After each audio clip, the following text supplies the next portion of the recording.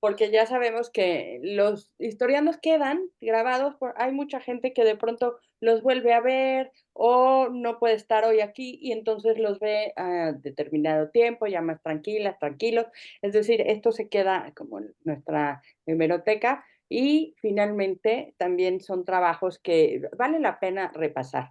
Hoy vamos a hablar sobre los viajes en el siglo XIX, que también se le podrían decir el gran viaje, ¿no? Porque eran de verdad grandes, y no solamente por los peligros, las extensiones o por todas las aventuras que sucedían.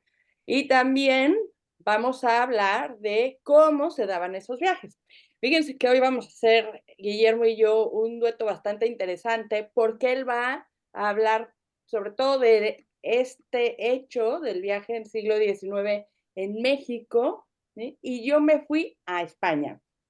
Entonces, vamos a tener dos visiones, dos puntos de vista, dos esquemas, dos contextos. Espero les gusten. La verdad es que es un tema muy interesante. Yo soy miembro de la Biblioteca Nacional de España, entonces sabía que ahí tenían unos libros muy, muy buenos sobre estos viajes. Me fui a que me los prestaran, les eché un ojo, traje algunos que me parecieron interesantes. Bueno, no los traje, los escaneé para ustedes. Y luego también por ahí vamos a tener algunas anécdotas que espero les gusten mucho. Y por supuesto, Guillermo tiene mucho que decir, tiene información de verdad bien interesante y que además está muy a tono, no solo con este historiando, sino que habrá otros que ustedes van a conectar. Yo me callo, le doy la palabra y le agradezco mucho que esté aquí. ¿Me habilitas la función de compartir pantalla, Esperanza, por favor? Claro, ya la tienes. Vale. A ver. Bueno, ahí está. Déjenme poner esto en modo presentación, si me hace caso. Ah, sí. A ver si ya se ve. Ahí está, ¿no? Ahí está, perfecta. Muy bien. Bueno, pues bienvenidas, bienvenidos. Muy buenos días. Yo les voy a hacer una plática sobre cuatro viajeros que visitaron México en la primera mitad y un poquito después del siglo XIX. México, desde luego, fue siempre un territorio, pues, muy exótico para los europeos y luego para los norteamericanos. Eh,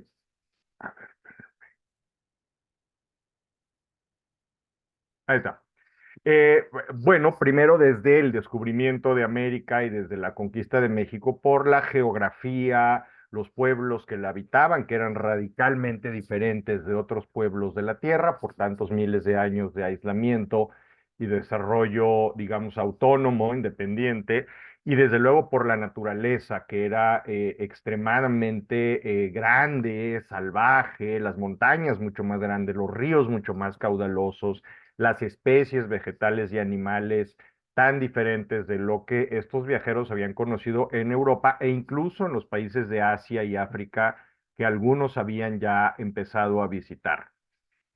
Hubo muchos viajeros a lo largo del siglo XVI, XVII y XVIII. Sería una lista enorme de gente que no solamente viajó por lo que ahora es México, sino que dejó testimonios, algunos con un gran valor literario, sobre sus viajes. Nos vamos a centrar en el siglo XIX porque coincide más o menos con la visita de estos cuatro personajes que dejaron testimonios fundamentales para comprender nuestra historia y nuestra realidad en esas décadas tan convulsas de la historia mexicana y que aportaron visiones diferentes. Son un alemán, un inglés, una mujer escocesa norteamericana y un abogado neoyorquino.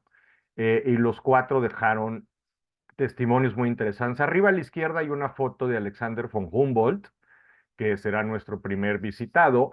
Luego hay un cuadro de Daniel Thomas Egerton del que no pude encontrar ningún retrato. Curiosamente, siendo pintor, pues no nos dejó un autorretrato, por lo menos, y no pude encontrar otro. Pero aquí está esta vista maravillosa de la Ciudad de México, vista desde la Hacienda de los Morales, lo que ahora es Polanco, con los volcanes al fondo. Arriba a la derecha está Frances Inglis, mejor conocida como Madame Calderón de la Barca, por su matrimonio, que era una escocesita emigrada a Boston. Y abajo está John L. Stephens. Voy a hablar de los cuatro brevemente para ir esbozando y sobre todo recomendándoles las lecturas sobre estos personajes. Muy bien. Empezamos con Alexander von Humboldt, que está aquí arriba a la derecha, mucho más joven que en la otra ilustración. Von Humboldt tuvo una vida sumamente acontecida, sumamente agitada y muy larga, sobre todo para la época. Murió prácticamente casi a los 90 años, murió, que era una edad, sigue siendo una edad muy avanzada, pero en esa época pues era larguísima. Von Humboldt nace en 1769, a la mitad, un poquito después de la mitad del siglo XVIII, en plena ilustración. Él nace en Berlín de una familia. Hay algún micrófono abierto, si nos hacen favor de apagarlos, por favor, porque entra mucha distorsión. Nace en una familia de una posición muy acomodada, de gente de mucho dinero, sobre todo la madre era muy rica, el padre tenía un cargo importante en el gobierno prusiano. Recordamos que Alemania no existía como el día de hoy, sino que había una serie de reinos, estados, ducados y demás. Alemania estaba partido en casi 200 entidades político-administrativas diferentes. Prusia era la más poderosa e importante, y ahí nace von Humboldt.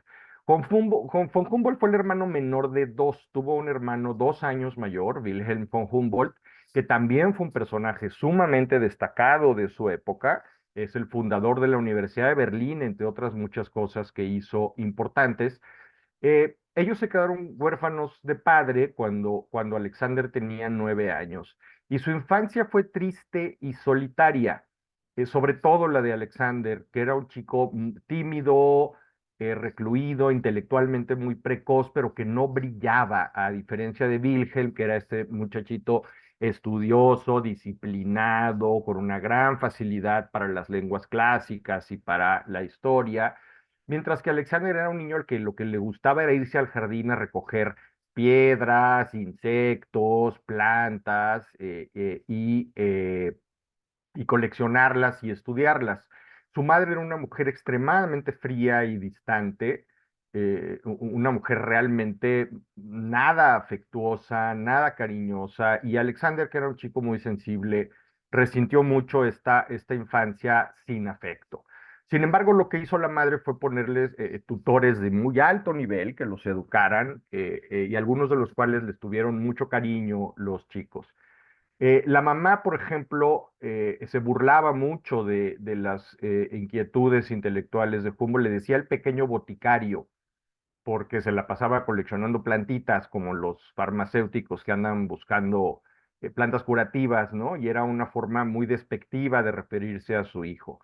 En fin, este chico creció un tanto solo, no quiero abundar en este tema, pero es importante saber que era un homosexual reprimido, era un hombre básicamente asexual, pero que en su adolescencia formó amistades muy íntimas y un tanto equívocas para la época con otros muchachos. Era un chico raro, digamos, para la época. Sin embargo, bueno, estudió varias cosas, pero finalmente se fue a estudiar ingeniería de minas, que era una actividad en plena ebullición por las demandas de la revolución industrial, que exigía tener metales y otros minerales para la industria. Y muy jovencito, a los 25 años, ya era inspector de minas, un cargo importante, y viajó por toda Europa como un experto en técnicas de extracción de minerales. Y bueno, pues en esos viajes recolectaba muchos especímenes, así es, era lo que se llamaba un naturalista, ¿no? Antes de que se dividieran o especializaran tanto las ciencias naturales, el naturalista era un estudioso de todo, de lo mineral, de lo vegetal, de lo animal, e incluso en muchos casos de lo antropológico. Eh, y en este sentido, pues él conoció muchísimos ecosistemas europeos y se familiarizó con la naturaleza. En 1794, a sus tiernos 25 años, fue a Jena, que Jena era la gran ciudad universitaria de Alemania, porque ahí estaba su hermano Wilhelm estudiando y trabajando.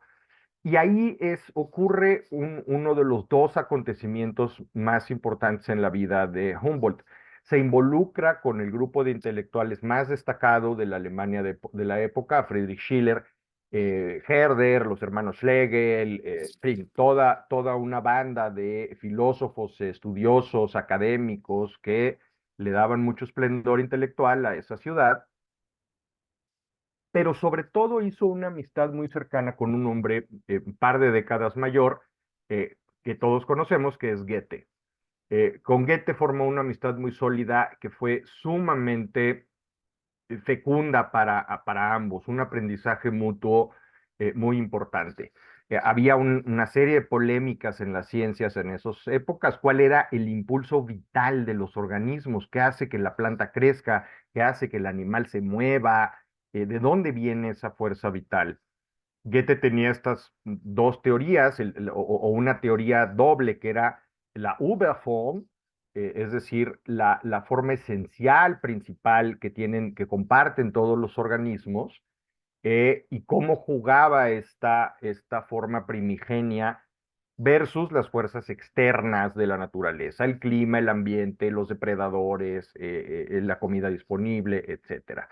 Y estos dos personajes empiezan a tener una serie de intuiciones adelantadas sobre la evolución de las especies y la adaptación de estas a su entorno, a su ecosistema. Eh, Al mismo tiempo, estas polémicas sobre lo que ahora se llama nature versus nurture, ¿no? ¿Qué tanto somos influidos los seres vivos por nuestra configuración natal y qué tanto por la experiencia de lo externo? Se marcaba también en el debate entre el empirismo contra el racionalismo. Aquí una figura importantísima que, por cierto, deberíamos revisar porque estamos en el tercer centenario de su nacimiento, Immanuel Kant, estaba trabajando en una filosofía que distinguía entre la cosa en sí, lo que es la realidad objetiva ahí afuera, contra la percepción del individuo y cómo la realidad que percibimos está solamente en nuestra cabeza porque somos incapaces de aprender la esencia externa de las cosas. Esto es un tema muy complejo de filosofía, pero es muy importante para lo que vamos a platicar y para el viaje de Humboldt a México, porque así se conformó la visión romántica de la naturaleza encarnada en Goethe, en poetas norteamericanos, perdón, ingleses, los primeros románticos ingleses como William Wordsworth y desde luego en Humboldt. ¿Qué es esta visión romántica de la naturaleza? Quiere decir que además de tratar de estudiar las características objetivas clasificables de las especies y de los objetos naturales, está filtrado por nuestra percepción. La naturaleza no solamente es algo para conocer, sino algo para vivir, para sentir, para percibir y transformar a través de nuestras emociones y sentimientos en un mundo. Y esa es la manera en que este y muchos otros viajeros por los distintos continentes van a empezar a percibir la naturaleza como una experiencia personal, sin quitarle valor a la objetividad posible del estudio científico. De esta manera, unos años después, ocurre lo que realmente es el acontecimiento más importante en la vida del joven von Humboldt. Entre 1799 y 1804 hace un viaje por las colonias españolas de América, acompañado de un estrecho amigo, Aimé Bonpland, un botánico francés que también tuvo una vida fascinante por sí misma y que murió en Paraguay años después. También sería muy interesante revisar estas otras experiencias. Bueno, estos dos vienen a América, llegan a Venezuela, lo que ahora es Venezuela, a un lugar llamado Cumaná, un pequeño puerto ahí, y empieza este viaje de 5 años maravilloso y muy penoso. Conocieron cosas terribles. Ellos llegan pues de Alemania, de Francia, de una naturaleza ya muy domesticada, muy sometida a las fuerzas humanas que la van moldeando y se encuentran con otra cosa.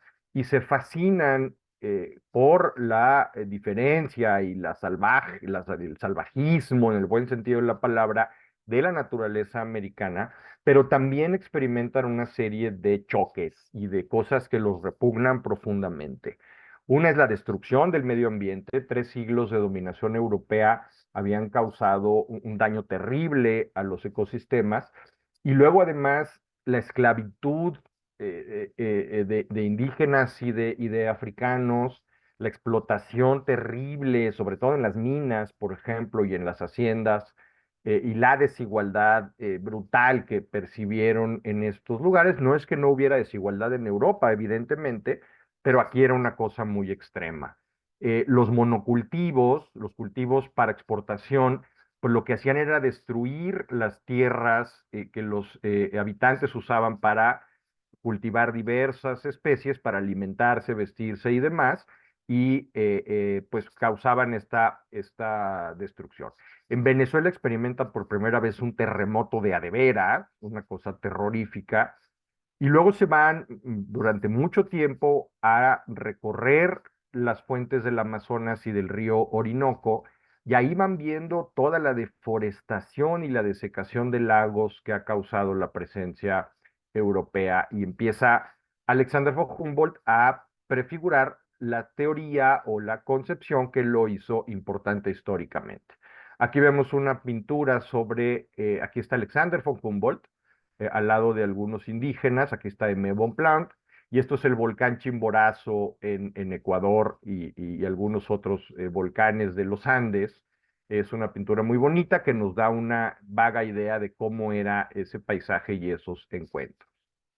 Muy bien, después de explorar lo que ahora es Venezuela, ellos se van a Colombia, recorren el río Magdalena, cruzan los Andes de una manera muy peligrosa, muy penosa, escalan volcanes como el Chimborazo, y aquí está lo más importante de la visión de Alexander von Humboldt. La naturaleza es un solo sistema unificado, interconectado, es un organismo vivo que es afectado por lo que ocurra en cualquier parte del planeta y su atmósfera. Eh, Humboldt no hizo un solo descubrimiento individual importante, no lo reconocemos por un avance científico específico como muchos otros científicos. No le interesaban los hechos aislados, sino la conexión entre todos los hechos. Es, por tanto, el creador de la biogeografía y de la ecología como forma de pensar la naturaleza. Y esa es la gran aportación que hace Alexander von Humboldt a las crisis climáticas y de pérdida de biodiversidad que vivimos actualmente, y es el marco intelectual que nos permite entender la interacción entre los ecosistemas y los seres humanos y cómo los afectamos. Y esa es la gran aportación de él. Entre otras cosas, en Sudamérica mide la corriente de Humboldt, que se llama por él así, y que enfría la costa occidental de América del Sur, y hace muchos otros viajes muy interesantes que sería muy largo relatar. Finalmente, a fines de 1803 y principios de 1804, vienen a la Nueva España, que estaba pues ya a unas décadas muy cerca de su independencia. Viene con Aimé Bonpland y con un aristócrata ecuatoriano llamado Carlos de Montúfar. Vienen los tres, hacen un viaje por barco desde Guayaquil hasta Acapulco, y ahí empieza el fascinante relato del viaje de Humboldt por la Nueva España, que si bien fue breve, pues fue importantísimo para su visión, no solo de naturalista, sino también de la economía política y la sociedad. Ahorita vamos a ver qué obras se derivaron de este viaje fascinante.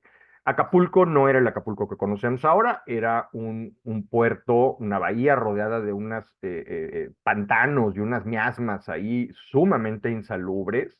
Era un pequeño pueblo donde no había nada, salvo una vez al año que se aparecía la nao de la China, que no era de la China, venía de Filipinas, y donde se activaba el comercio ahí, bajaba gente de muchos lados, le vendía cosas para llevar de regreso a Asia, y compraba lo que traía la nao de China, y luego se difundía por todos lados. Y ahí viene la cerámica de Talavera, de Puebla, por ejemplo, de las jarrones y vajillas chinas que llegaban a estos lugares.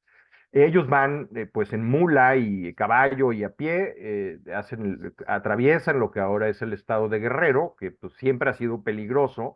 No había cárteles del narcotráfico, pero había bastantes asaltantes en unos parajes muy salvajes y abandonados. Y bueno, Humboldt va narrando todo este viaje, lo que van encontrando, mucho de las especies vegetales, los distintos ecosistemas que van encontrando conforme suben hacia la meseta central donde está el Valle de México. Visitan Taxco, visitan Cuernavaca, donde Humboldt estudia el Jardín Borda, y en fin, pasan una serie de aventuras, como es natural en un viaje de este tipo, y finalmente llegan a la Ciudad de México, donde los recibe el virrey Iturrigaray, que era un hombre culto, interesado por la ciencia y que les da todas las facilidades y pasaportes y demás cosas para poder visitar ampliamente el país de la Nueva España. Una serie de episodios muy simpáticos y muy interesantes de la visita de Humboldt es que se hacen muy amigos los tres de la Güera Rodríguez. María Ignacia Rodríguez, este personaje fascinante del siglo XIX mexicano, esta mujer que tuvo muchísimos amantes, entre ellos Agustín de Iturbide, Simón Bolívar fue su amante también. A los 25 años ya tenía 4 hijos, iba en su primer matrimonio, tendría 2 matrimonios más y sería un personaje pues muy relevante de la vida social y política de México en esa época. Esa parte pues es muy interesante porque nos platica cómo eran las cenas, cómo era el ambiente social de esa aristocracia mexicana un tanto pueblerina, pero bueno, ellos se instalan en la Ciudad de México y empiezan a recorrer y a estudiar esta ciudad fascinante. La ciudad virreinal impresiona profundamente a Humboldt por su belleza, por su orden y su limpieza, lo cual cabe señalar que no era lo común en la Ciudad de México, que había sido una ciudad siempre muy desordenada y muy sucia. Pero un par de décadas atrás, el virrey Revillagigedo había emprendido una serie de tareas de remodelación, saneamiento, iluminación, limpieza, que tenían a la ciudad muy bonita, muy vistosa, la ciudad de los palacios, famosa, que bautizó Humboldt por la cantidad de edificios bellísimos que había en la ciudad. Evidentemente entran en relación con la gente de la aristocracia, con el conde de la Cortina, con los Fagoaga y con todos los grandes apellidos coloniales, pero al mismo tiempo también a Humboldt le repugnan otra vez la pobreza y la desigualdad extremas que ve en las calles de la ciudad, ¿no? Una sociedad muy desigual y un tanto cruel. Esta es la ciudad unos años después. Esta es una panorámica maravillosa que algunos de ustedes habrán visto sobre cómo era el primer cuadro de la ciudad esplendorosa. Aquí ya hay banderas de México, esta ilustración es de unos años después, pero nos da una idea, abuelo de pájaro, de cómo era esta ciudad enorme, ¿no? Acá está la catedral, está Palacio Nacional, el mercado del Parián, el ayuntamiento y estos otros portales donde había comercio también. Eh, el Parián, por cierto, ese mercado que luego desapareció y dio paso a abrir la avenida 20 de noviembre, ahí entran y era un mercado gigantesco, un enorme laberinto de suciedad y vicio. Todavía ahí era ese reducto de la ciudad, pues un tanto sórdida y sucia. Y luego conocen muchas cosas. Ven, por ejemplo, la estatua de la Coatlicue, bien la Piedra de Sol, conocen la cárcel de la Acordada, que estaba frente a la Alameda y ya no existe más. Les impresiona mucho la Academia de San Carlos, donde ahí ven otra cosa diferente. A pesar de la desigualdad y la pobreza, ven que en San Carlos se admite a gente de todas las clases sociales y de todos los grupos étnicos, ¿no? Lo que llamaban razas en esa época. Visitan la Casa de Moneda, que era la mayor del mundo por la producción de plata y oro de México, Se admiran mucho con el Palacio de Minería, desde cuya azotea hacen estudios astronómicos, visitan el Jardín Botánico de Palacio Nacional, bueno, que era el Palacio Virreinal, evidentemente, en aquella época, y luego viene una parte donde Humboldt se extiende sobre una cosa muy relevante para el día de hoy. Estudia a fondo y se indigna profundamente por la tontería de haber desecado los lagos, el sistema de lagos del Valle de México, ¿no? El de Texcoco, el de Xochimilco, Zumpango, etcétera, etcétera. Y él describe, pues, la tontería que hizo Heinrich Martin, llamado Enrico Martínez, en el siglo XVIII, 17, 18, este hombre que creó el canal de Huehuetoca, donde por cierto murieron muchísimos indígenas porque pues, los trataban muy mal y había derrumbes y inundaciones y demás. Y este canal de Huehuetoca fue el gran desfogue que permitió secar los lagos. Evidentemente Humboldt dice, bueno, había maneras mucho más racionales de controlar las inundaciones y de controlar lo insalubre que podían ser los lagos como fuente de criadero de fiebres y de enfermedades infecciosas. Y bueno, pues lamenta mucho y dice, esto a futuro le va a traer a la ciudad un problema terrible de abastecimiento de agua y de desecación de la cuenca. Además, toda la deforestación de las riberas de los lagos, pues también erosionó los suelos y provocó una menor retención de la precipitación pluvial. Esta parte es muy interesante. Conectada con ella, visitan, por ejemplo, Chapultepec y los acueductos que venían de allí, el Peñón de los Baños, donde había aguas termales y la gente iba a bañarse ahí, y la Villa de Guadalupe. Después de de estudiar a fondo el Valle de México, empiezan a salir de la ciudad. Como buen ingeniero de minas, lo primero que le interesa es visitar estas minas. Había muchas en México y algunas de las más cercanas estaban en la zona minera de Hidalgo, de lo que ahora es el estado de Hidalgo. Van hacia Pachuca y luego ven pues Real del Monte y El Chico y todos estos lugares que algunos de ustedes conocerán y que son muy hermosos y muy bonitos, tanto los pueblos como los paisajes. Luego regresan y van a Querétaro, que les parece una ciudad muy linda, muy bonita, pero donde también les choquea mucho los obrajes, estas fábricas textiles enormes, donde mujeres, hombres, niños trabajaban en unas condiciones verdaderamente abominables de esclavitud, insalubridad, explotación, acoso, una cosa muy fea. Lo mismo pasa en Guanajuato, visitan esta enorme mina de la Valenciana y también ven pues la manera terrible en que explotan a los indígenas, a estos chiquitos de 7, 8 años, viviendo prácticamente toda su vida en el fondo de las minas, cargando bultos de piedras muy superiores a su peso, en condiciones de desnutrición terribles, una mortandad espantosa de la gente ahí. Entonces, recordemos siempre que cuando decimos qué bonito era México virreinal y qué padre y todo qué lindo, pues que siempre hay un lado muy oscuro de estos esplendores. Van a Michoacán, en particular a un pueblo que se llama Ario de Rosales, y ahí visitan el volcán El Jorullo, que es una especie de antecedente del Paricutín. Al igual que el Paricutín, que todos leímos en la primaria cómo sale de la nada, del suelo, en 1930 y tantos, el volcán El Jorullo había salido en 1759, provocando pues, unas erupciones y una destrucción terrible. Luego vienen a Toluca, ven cómo se instala el Caballito, el que ahora está ahí en el Museo Nacional de las Artes, pues enfrente de minería, estaba en el Zócalo y ven cómo lo sube. Y finalmente ya termina su viaje por acá y empiezan el viaje a Veracruz para embarcarse. Conocen la bellísima Puebla, la muy linda Cholula, visitan Tlaxcala, ascienden al Cofre de Perote, era un alpinista insaciable, von Humboldt, y de Jalapa a Veracruz, pues les maravilla pues, la variedad de ecosistemas que se va viendo conforme uno baja de la Ciudad de México hacia el puerto de Veracruz, ¿no? Cómo va cambiando el paisaje de una manera muy radical.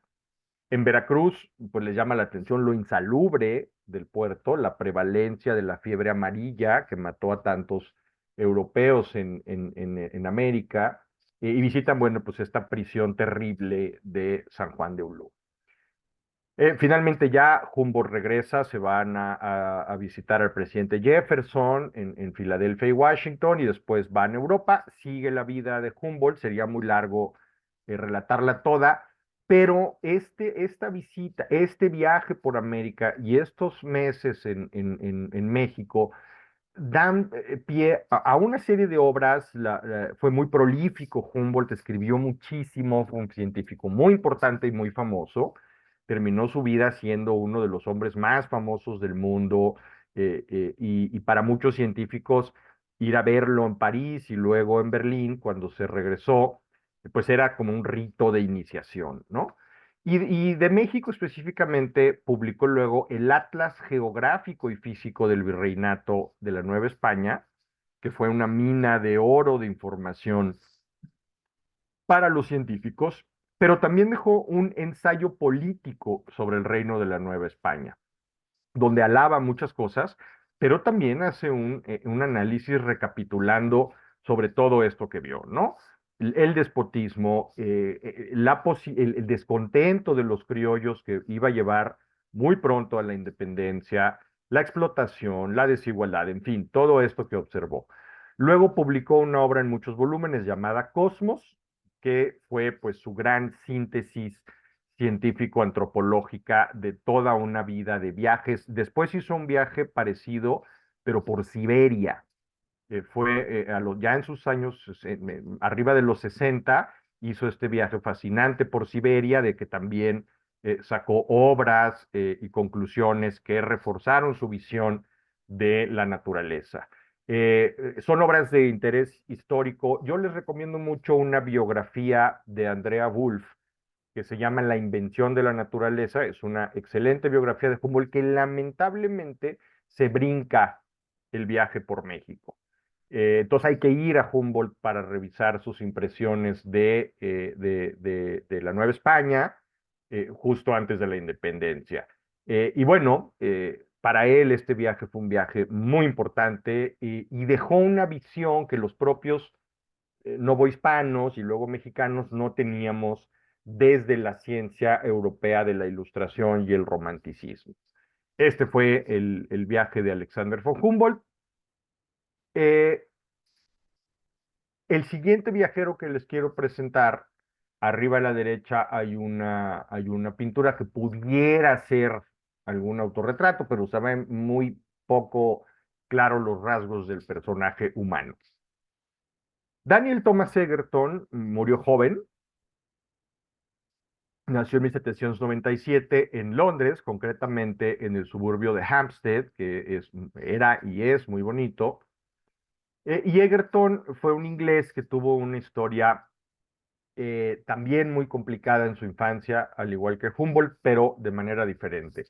Egerton era hijo ilegítimo de una familia de mucha alcurnia, de una familia noble, pero pues excluido de los privilegios de esta nobleza por ser lo que se llamaba un bastardo, ¿no? Esta condición le provocó siempre un trauma muy fuerte. La historia de sus ancestros es muy interesante, muy, muy interesante. Su padre era un señor muy loco, que nunca vivió con ellos, era el hijo de la amante de este ministro anglicano, pues bastante peculiar, que vivió más bien en Francia que en Inglaterra. Y bueno, pues era un hombre que tenía estas cicatrices de su infancia. Él se vuelve pintor, que era todavía pues un oficio de artesanos, de retratistas, de paisajistas, sin tanto prestigio social. Y junto con otros pintores de la época, fundan lo que se llamó la Sociedad de Artistas Británicos, que empiezan a promover el paisaje romántico. Aquí vemos un primer cruce con Humboldt, este cruce con la visión de la naturaleza filtrada a través de las sensaciones y las emociones, y se vuelve un pintor de paisajes. Se casa joven con una mujer llamada Georgiana Dickens, que hasta donde pude ver no era pariente cercana del escritor tan famoso.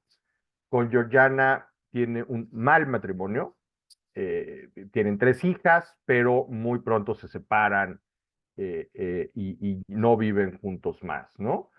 Eh, en 1831-32, Egerton, convencido por su hermano era un negociante de no muy escrupuloso, y un aventurero que se había ido a vivir a la Ciudad de México y le dice, vente, vente acá hay unos paisajes increíbles para que pintes, ¿no? Entonces, bueno, pues él, ya muy improblemado su matrimonio con Georgiana, decide abordar un barco y venirse a visitar México. Y se está aquí 4 años en esa primera visita. Viven en la Ciudad de México, en el centro, pues, cosa distinta a lo que iba a ocurrir después. Se involucra a través de su hermano y los amigos del hermano, pues con la sociedad de esos años tan convulsos en México, ¿no? Son las primeras décadas de independencia, hasta que nadie, les apuesto que ninguno de los aquí presentes no sabemos de memoria y en orden todos los presidentes que hubo en esos años, porque era una locura de inestabilidad política. Vive aquí, empieza a pintar, empieza a viajar por distintos lugares de México y conoce a Matilde Linares de la Parra, alias La Bruja, que tenía unos hermanos muy celosos que se enteraron de que Egerton era casado y que lo amenazaron de muerte si se involucraba con su hermana, de manera que fue una relación clandestina que, como veremos, tuvo luego una importancia fundamental en la muerte de Egerton. Esta mujer era una mujer de la clase media, aparentemente una mujer guapa, educada, distinguida, a la que Egerton le promete divorciarse y regresar a casarse con ella. En 1840, Daniel Thomas regresa a Inglaterra y publica un portafolio de litografías que se llama Las Visiones de México de Egerton, que es un gran éxito en Londres, estas litografías sobre los paisajes mexicanos. Al año siguiente se regresa, ya separado de Georgiana, separado legalmente de Georgiana, y viene con una novia, con una alumnita, hija de otro pintor, que es su estudiante, mucho más joven que él, Agnes Edwards, una chica muy jovencita, pintora también, ilustradora sobre todo, y pues se trae a la novia. Y entonces pues, le tiene que decir a Matilde, pues, ¿sabes qué? Que pues ya me separé, pero pues ya voy con otra novia y pues ahí murió, ¿no? Por razones sumamente misteriosas, Daniel Thomas no regresa propiamente a la Ciudad de México, sino que se instala en Tacubaya, que era un suburbio, era un pueblo de descanso, de recreo, porque era más salubre que la ciudad, y se instala en un lugar llamado la Casa de los Padres Abades.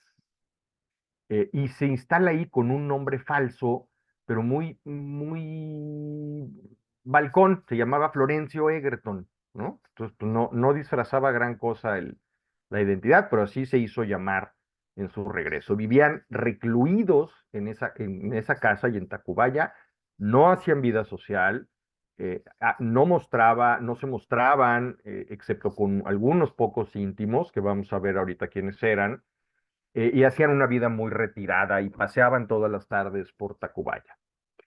El hermano, William Henry Egerton, estaba haciendo especulaciones inmobiliarias en Texas y era un personaje bastante poco transparente. Recordemos que el contexto de esta visita es las idas y venidas de Antonio López de Santa Anna como presidente, y era una locura el país, había golpes de Estado, asonada, revoluciones, una inestabilidad política permanente, enmarcada en el conflicto diplomático entre México, la Gran Bretaña y Estados Unidos por los territorios del norte. En 1836 se había independizado Texas y había pasado todo este tema de la batalla del Álamo y luego donde apresaron a Santana en San Jacinto y toda esta historia muy lamentable como una comedia de equivocaciones que llevó a la mutilación posterior del territorio mexicano. Esto es bien importante porque la vida y la muerte de Daniel Thomas Egerton están íntimamente ligadas con la situación en Texas, con las actividades medio de espía, medio de especulador inmobiliario del hermano y toda esta turbulencia en la vida de México. Aquí hay, les pongo simplemente como muestra del trabajo de Egerton, un cuadro sobre el acueducto de Zacatecas. Fíjense lo chiquititito que era Zacatecas en esos años. Es el Cerro de la Bufa y este paisaje zacatecano tan bonito. Bueno, viaja mucho Egerton, viaja por Querétaro, Guanajuato, Zacatecas, Morelia, sobre todo, al igual que Humboldt, visita las minas, los minerales, y luego retrata fortificaciones que lo va a meter en problemas y paisajes y a los personajes locales. Deja una documentación muy bella del aspecto visual de México en esos años. Pinta mucho, como les mostré, la Ciudad de México desde la Hacienda de los Morales, pinta mucho Tacubaya y la ciudad. Y en algún momento está pintando el castillo de Chapultepec, acompañado por su hermano, y entonces llegan unos policías y los arrestan y los encierran en el castillo, que no era todavía el palacio que hizo luego Habsburgo, Maximiliano. Era un castillo, una fortificación. No tenía el alcázar, ni los salones de baile, ni nada de eso. Y ahí lo encierran. Y bueno, pues se mueven diplomáticamente para que la embajada británica lo libere. ¿Por qué lo arrestan? Pues porque pintar el castillo de Chapultepec en ese entorno de guerra, de amenazas de guerra, invasiones y demás, se consideraba un acto de espionaje. ¿Qué está usted haciendo aquí haciendo retratitos de la fortificación? ¿Para qué las quiere? ¿No? Él dijo, pues nada, yo soy un pintor y está muy bonito y vengo a pintar, pero como estaba el hermano ahí y había sospechas de que el hermano hacía cositas raras, pues los entamban. Y eso es importante para lo que ocurre después, que es esta tragedia horrorosa.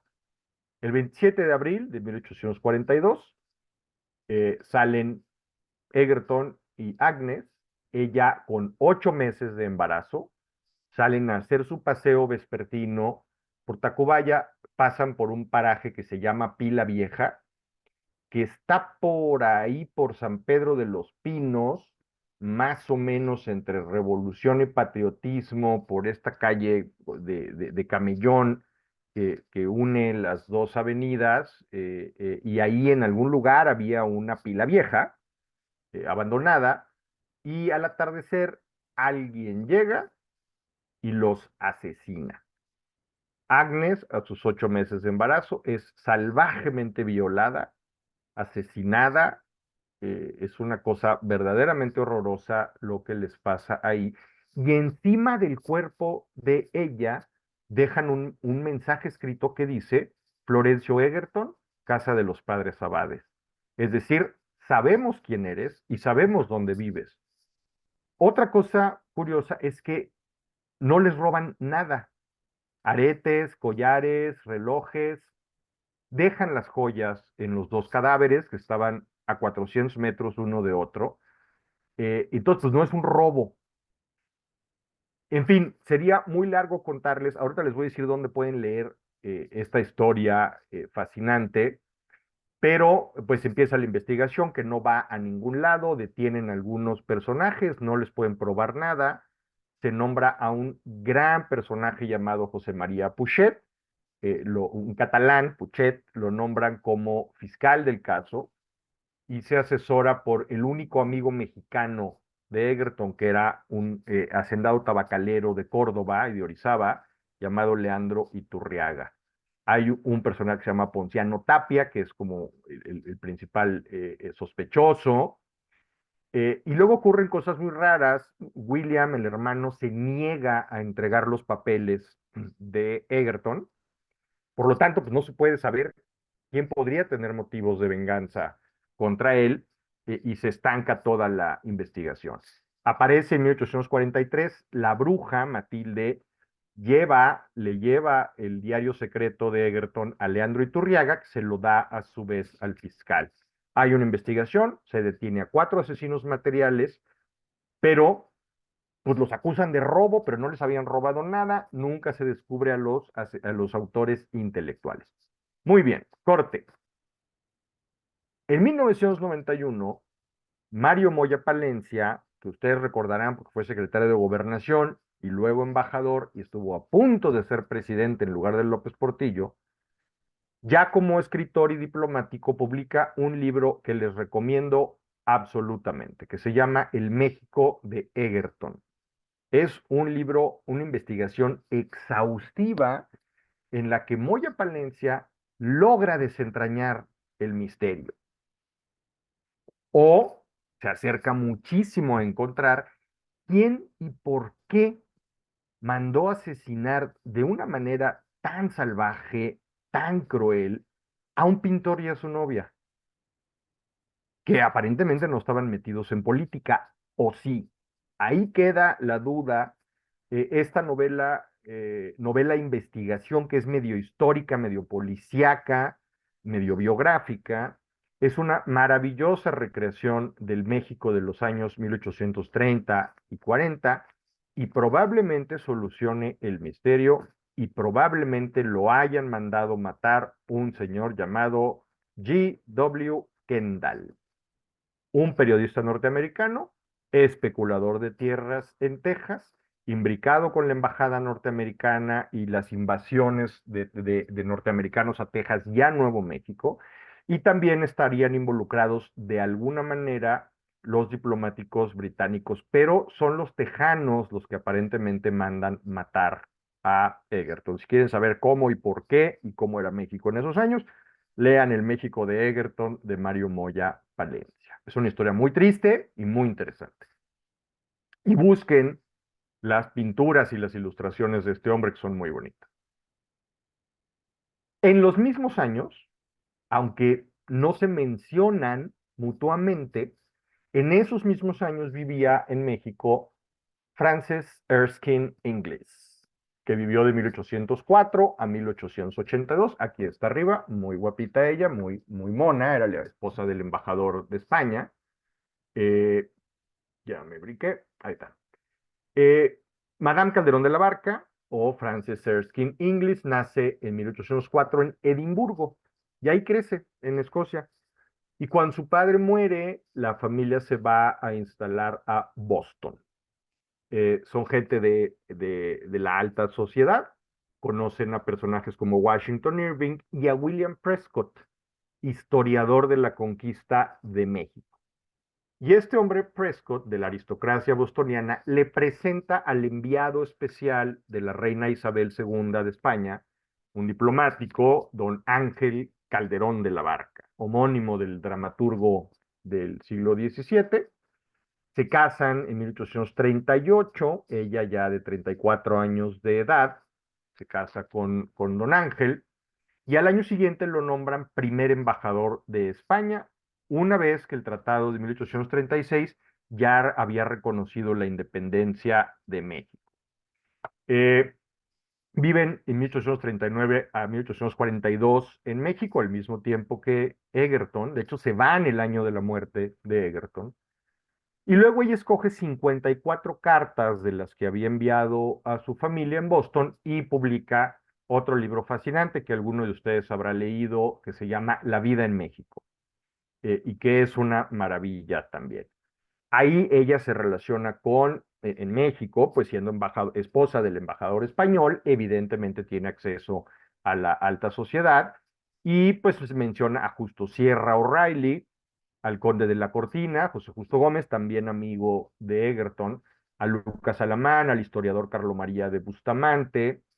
Y estos 3 años que pasan, 4 años que pasan en México, Anastasio Bustamante y Santana son presidente cada uno 2 veces en estas idas y vueltas como las sillas musicales. Luego en 1842 hay 3 presidentes. Un señor Echeverría, que no es el mismo que conocemos, evidentemente. Santana otra vez. Luego Santana se da un autogolpe de Estado, pone a Nicolás Bravo. Total, es un relajo, hay bancarrota, hay crisis, hay revoluciones, hay una revolución de Gómez Farías, un golpe de Estado, en fin.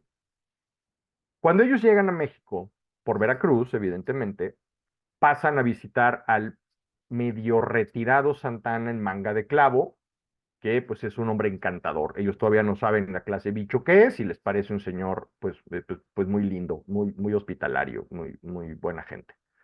En la Ciudad de México, pues van a todas las fiestas de lujo, conocen muchas iglesias y conventos y se horroriza Frances por la vida de las monjas en México. Lupita Silva me regañaría, pero, o a ella, pero pues sí, la vida de estas monjas era muy fea.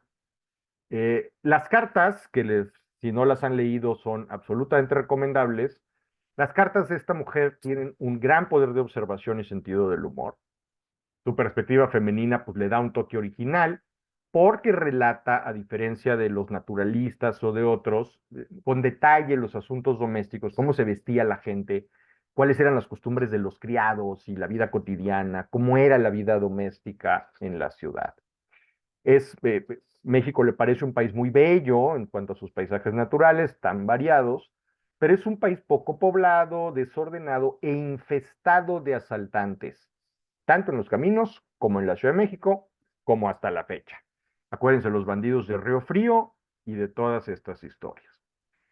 Hace una comparación interesantísima entre los mexicanos llenos de historia, viendo siempre al pasado. Mientras que los norteamericanos todo es provisional, todo es por mientras. Están enfocados en el presente y en el futuro. Y ese estudio comparativo de una mujer que era escocesa, no era ni norteamericana ni mexicana, es muy interesante. La iglesia de la Ciudad de México le parece una iglesia medieval, rígida, cruel y oscurantista, en una ciudad a un tiempo llena de conventos y de mendigos. Todo esto le choquea mucho a la escocesita y luego bostoniana, que además es una mujer aventurera y le entra todo. Va a ver corridas de toros, va a las charreadas, va a peleas de gallos, le gusta el pulque. Al principio le repugna y al final confiesa que le sería difícil vivir sin pulque.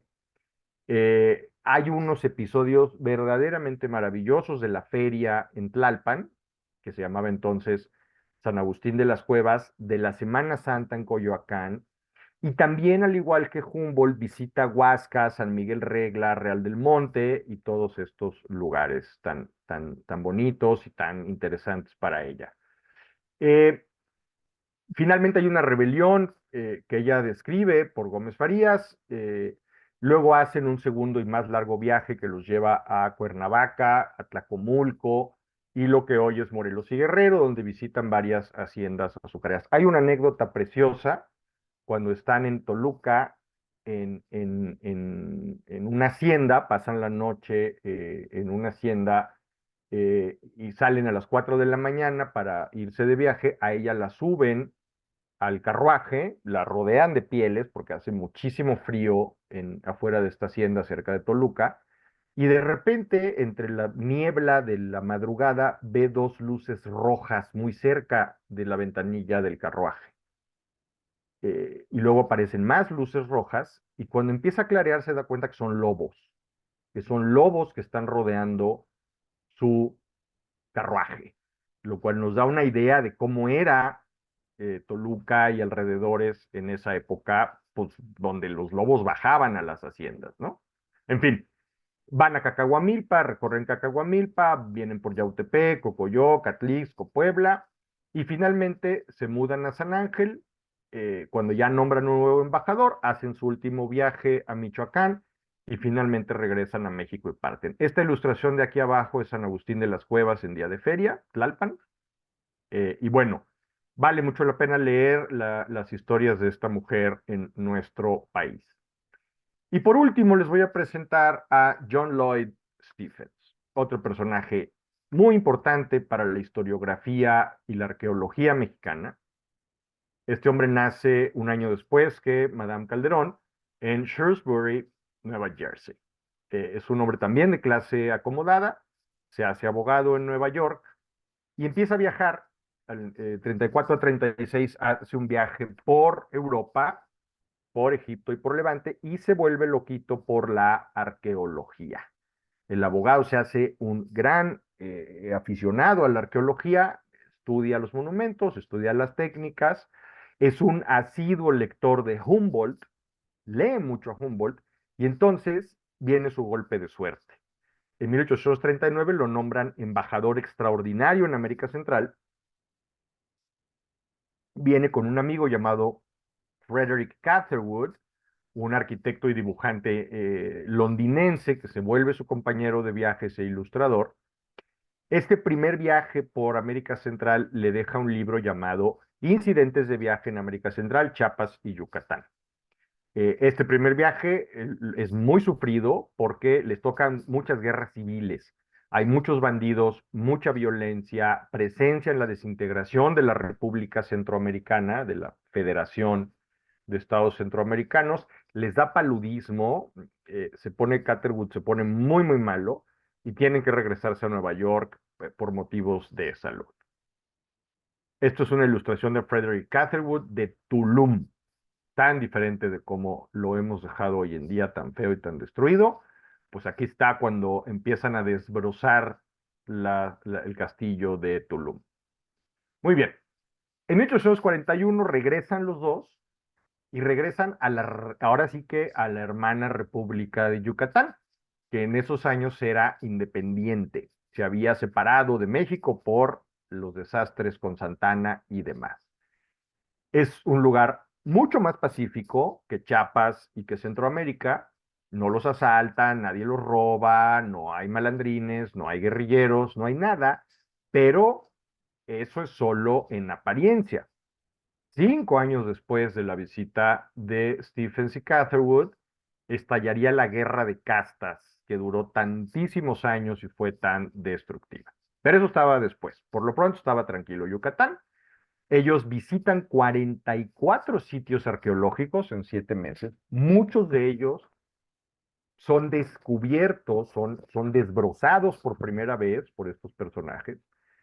Una cosa que les llama mucho la atención, les choquea, es que reciben la amistad y ayuda de los españoles y criollos locales que les dan todas las facilidades, pero a los mayas les importa un pepino sus ruinas.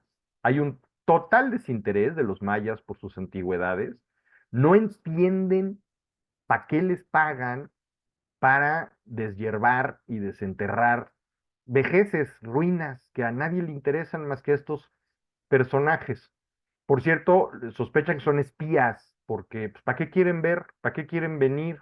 ¿Para qué quieren saber qué había aquí? ¿Qué querrán? ¿No?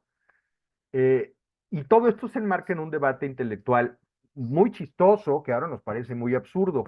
Pues resulta que los europeos que ya habían visitado Yucatán no podían creer que esos indígenas tan pobres y tan ignorantes hubieran construido las maravillosas ciudades mayas, ¿no? Entonces, había toda clase de teorías. Fueron griegos que vinieron a vivir a Yucatán. Los fenicios llegaron aquí, construyeron pirámides. No, fueron las tribus perdidas de Israel que vinieron a dar aquí y levantaron Chichen Itzá y Tulum y Uxmal y la demás. Y nombre, aquí era la Atlántida, la que describe Platón. Pamplinas, dice Stephens, estos son los propios ancestros directos de los mayas. Algunas de estas ciudades todavía estaban habitadas en tiempos de la conquista y lo prueba, lo demuestra, con ayuda de algunos historiadores locales como el fascinante Don Pío Pérez y como Simón Peón, que nomás era dueño de Uxmal, de toda la hacienda de Uxmal donde están las ruinas, ese señor era el dueño. Muy bien. Ya me apresuro para dejar tiempo. Ellos retratan una Mérida de 23,000 habitantes, describen la vida en Mérida, fiestas, misas, procesiones y las corridas de toros, que por supuesto les repugnan. Eh, Viven en Uxmal, viven en el palacio del gobernador, de Uxmal. Pude visitarlo hace unos meses y es un lugar maravilloso, pero pues ahí vivían cuando no era tan maravilloso, porque ahí les da malaria otra vez y estaba infestado de mosquitos y garrapatas. Lean El viaje a Yucatán, pero léanlo en una edición ilustrada por Catherwood. Hay una edición de Editorial Valdemar preciosa con las ilustraciones a color de Catherwood, con todo el viaje. Visitan Cabasa, Yilab, Naxtakum, Bilshunan y unas grutas maravillosas ahí, Stampak, Chichen Itza, pozos, grutas y demás. Describen todo con lujo de detalles. Llegan a la conclusión que les decía de que estos son los mismos mayas que los ayudan, los indios de ahí. Esos eran los que sus ancestros construyeron estas ciudades. El libro es maravilloso. Aquí hay una ilustración de Uxmal, donde están los ayudantes de Catherwood y Stephens perplejos, viendo estas maravillas de altos relieves y esculturas y arquitectura, hasta que un perrito hay por ahí. En fin, son estas ilustraciones muy, muy bellas de un mundo perdido, pues porque todo está ya manicurado y arregladito. En fin, en Valladolid, Yucatán, una ciudad en decadencia, empiezan a percibir señales de violencia política y social. Llegan a la costa en Yalajao, que hasta hace poco antes era una guarida de piratas, hacen un viaje fascinante en canoa hasta la abandonada y salvaje Cozumel, y costeando por mar llegan a Tulum.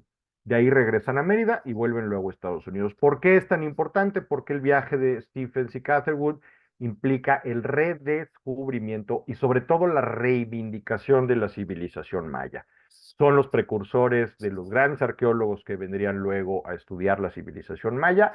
También se llevan un montón de cosas, saquean, en vista del desinterés de los locales, pues se llevan a Nueva York un montón de estatuas y esculturas y pinturas y demás, que luego las montan ahí por Times Square, lo que ahora es Times Square, hacen una exposición y se incendia y se quema todo. Así que se perdió lo que se llevaron. En fin, esta es la vida de John Lloyd Stephens y yo aquí termino, dejo de compartir y les agradezco mucho su atención.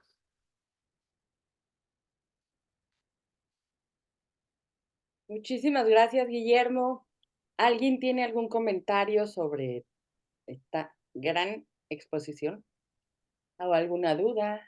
¿O alguien quiere completarla con algo?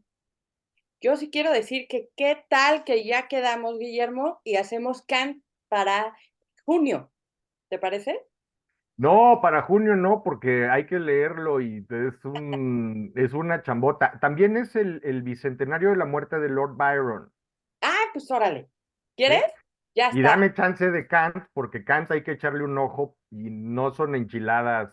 ¿Has leído a Kant? Es No, una bueno, cosa y siendo tú, te vas a echar todo lo que comple- encuentres. Entonces, venga, complejita. vámonos con Lord Byron, pero ya Ajá, antes de Kant. ya. Hecho, listo. Vamos con Lord Byron entonces, para que entre en el boletín y para que todos ya sepan que vamos a tener ese historiando. Pero es una excelente idea ver a Kant. Tiene toda la razón, Guillermo, no son enchiladas y de aquí a un mes pues sí estaba como justito, pero sí, ya lo anotamos. 300 años de Kant, ¿cómo no hacerle un historiando? Bueno, Muy bien. ¿alguien tiene por ahí alguna cosa, algo que quiera? Sensacional como siempre, ¿verdad, Luz María?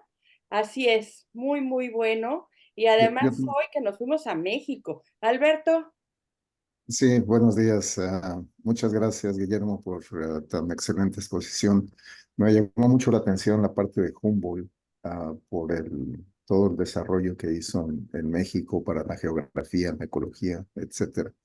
Pero no mencionaste o no escuché que mencionaras la parte de Gauss. Parece que Gauss, como un amigo muy íntimo de él, Sí. influyó mucho sobre sus teorías y sobre la forma en que medía el campo magnético de la Tierra, etcétera. Este, Es correcto, ah, Alberto. No lo mencioné, perdón, termina, te interrumpí. bueno, ese es mi comentario, fundamentalmente. Si Gauss tuvo en alguna forma, alguna influencia sobre su viaje a México específicamente, o se conoce algo No, de eso. No, porque lo conoce después. Sí tiene Gauss una influencia muy importante en el pensamiento científico de Humboldt, pero ya de regreso en Europa, no antes del viaje a México.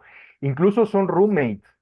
Ellos en París comparten un departamentito. Gauss era más joven. Obviamente hay los consabidos rumores de que eran pareja y bla, bla, bla, pero todo eso es irrelevante para la importancia científica e histórica de estos personajes.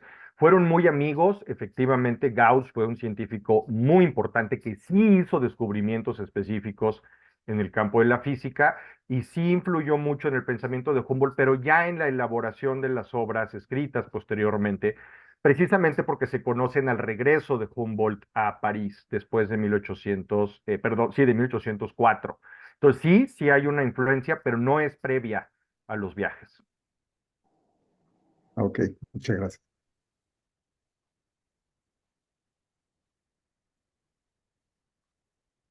Luzma, Bueno, estoy encantada con la plática de Guillermo, como siempre. Una anécdota. Dicen que los europeos comentaban que Humboldt hizo una maravillosa descripción de la Ciudad de México, pero nunca dijo a lo que olía, que apestaba, por todas las cosas, canales, etcétera, que estaban Sí. medio secos, entonces olía espantoso y eso sí no lo dijo. Nada No, más. efectivamente, parte de la razón de la desecación de los lagos era que era muy insalubre la ciudad.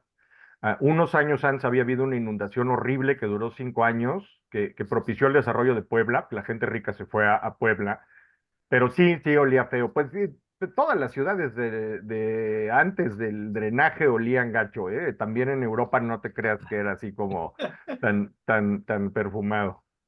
Pues sí, de ahí viene la expresión aguas, ¿no? Que te echaban lo Sí, del baño cuando ibas caminando. pues sí, aguas con las aguas. Muy bien. sí es cierto, Luzma, de ahí viene la expresión agua, cuando echaban el agua insalubre y te tenías que quitar, no te fueran ahí a bautizar. Elías, Sí, buenos días. mil gracias y felicitaciones. Nada más me quedó una duda entre me confundí con las fechas de nacimiento de Madame Calderón de la Barca y su matrimonio. Tengo entendido, por lo que deduje, que ella se casa ya grandecita, ¿no? Porque si nace en 1804, pero tampoco vi. Por ahí salió 1830 y creo que ahí es cuando se viene a México, mil No, ochocientos treinta y ocho cuando se casan, ¿no? no. Ella nace en Edimburgo en 1804. En Oh, 1830 emigran de Edimburgo a Boston. oh, Llegan sí, a Boston a los 30, en 1830, cuando ella tiene 26, viven sí. varios años ahí y ella efectivamente se casa a los 34 años, que ya era quedadona para la época. A los 34 años se casa con Ángel Calderón de la Barca y al año siguiente, en 1839, a él lo nombran primer embajador de España en México y es que llegan a vivir acá. Pero se casan allá en Estados Unidos. Se casan en Estados Unidos, en Boston, y al año siguiente se vienen para acá. Él primero era enviado de la reina de España ante Estados Unidos, todavía no embajador formalmente, y luego ya lo nombran embajador en México y se trae a Frances acá. A Gracias, Fanny, profesor. Era conocida como Fanny English. Fanny, Fanny, así le decían. Fanny English. Marcela Mereles, buenos días por México. ¿Andas por ahí? Buenos días. Mi pregunta nada más es sobre si él fue el que fundó el Colegio Alemán en México. No. No, esto es todavía antes de la independencia, Marcela. No, los colegios privados eran solamente los de la iglesia. No había colegios particulares de las comunidades. No existía el colegio americano, ni el Liceo Franco, ni el colegio alemán, ni ninguno de esos. No, ese Ah, colegio se funda ya mucho después. ok, sí, Digo, le gracias. ponen Alexander von Humboldt porque era un alemán muy famoso en Nada México, más por... ¿no? Ajá, ok, gracias. Gracias a ti, Marcela. Gracias, muchísimas gracias, Guillermo. Buenísimo. Bueno, yo lo voy a completar con un cachito que tiene que ver con los viajes que se hacían por acá. Como ustedes se podrán imaginar, los ingleses, alemanes, ¿quién tiene abierto su orquídea? Yo ando, cuando habla Guillermo, yo ando a la casa de los micrófonos abiertos, pero cuando estoy hablando yo, como yo traigo pues estoy poniendo atención. Georgina, no puedo cerrar tu micro, ¿me ayudas? Georgina Ortega Mereles.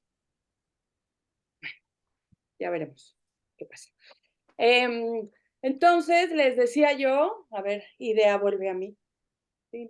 Así, que los alemanes, franceses, ingleses, evidentemente veían a España como ese territorio indómito en donde podías, bueno, hacia donde podías viajar, pero quién sabe cómo te iba a ir.